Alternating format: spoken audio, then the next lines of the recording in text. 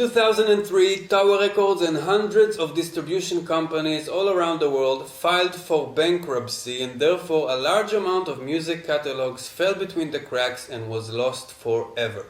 Techno was about to head into 10 years of shitty electro and minimal, and so for many it was the last good year of techno. In this video we will answer the question, what the hell is funky techno? What Carl Cox has to do with construction companies in Iraq, and why the greatest records in techno history are not available digitally. Because this video is about the lost back catalog of Carl Cox Intec records. Oh yeah.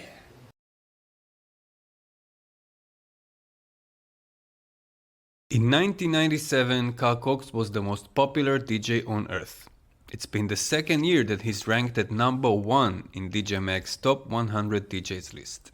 Even though he will never need to produce original music to be fully booked as a DJ, he takes a shot with major label deal as many others did at the time. And so when I was 10 years old, Carl Cox was a regular on MTV.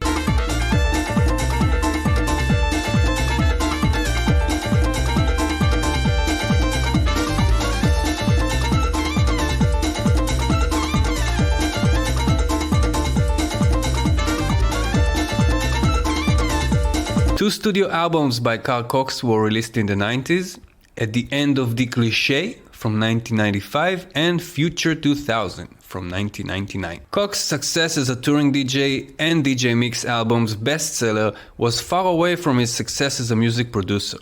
Even as a young fan of the scene, I thought that no one with a touring schedule like Carl Cox would be able to have enough studio time to release great music.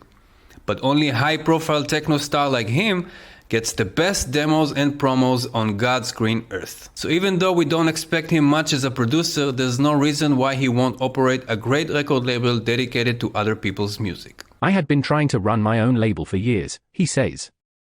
I had started off with MMR in 1995 and we had a few big releases with that. Then, a few years later I started off Ultimatum, which also had the sub-labels, Ultimatum Breaks and Worldwide Ultimatum. The problem was that at the time, I was tied into a deal with Edel and found it hard to run an independent dance label. They were trying to fit in releases by techno artists like Trevor Rockcliffe in between putting out chart compilations. It was a very frustrating way to work, but then C1 came along.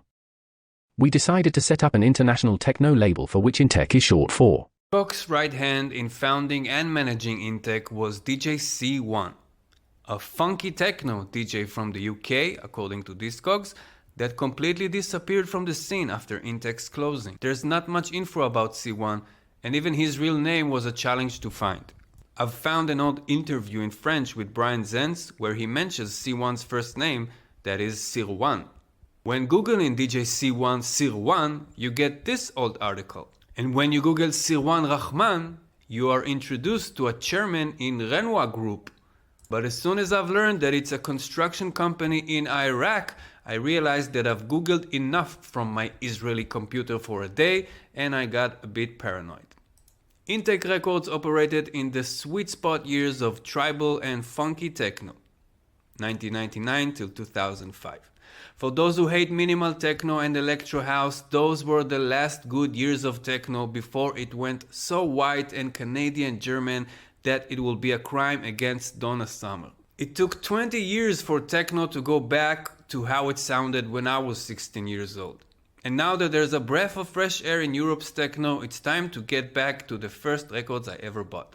You can't find these on Spotify, Beatport, Bandcamp or repressed vinyls, but it's the greatest records ever.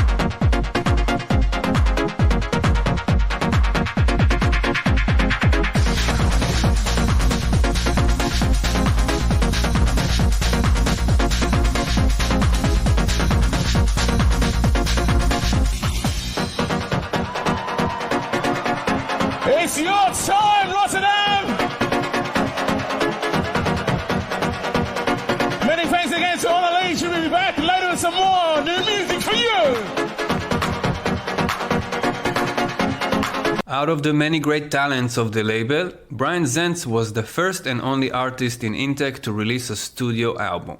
He might be unknown to the younger generation, but his back catalog speaks for itself.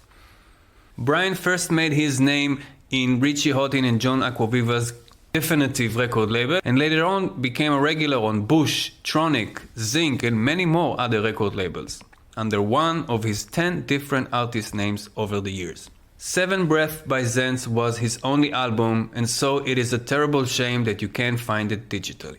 Even though it is not a mixed compilation, you can find it as a 1-hour audio file of the complete release, which says a lot about how much it's loved and respected in the scene. When I first heard Sunshine, my first thought wasn't wow, I reckon I could sell 20,000 copies of this record. It was just wow, what a great tune, he says. It's an approach that has paid off well. In spite of a general downturn in dance music over the past year, which has affected the sales of other techno imprints, and has seen electronic music distributors go out of business. It has been a tough time, but we've been lucky and still managed to sell about 5,000 units on vinyl per release, Cox maintains. We also knew about a year before it happened that Prime was going to go bust, so we got out in time.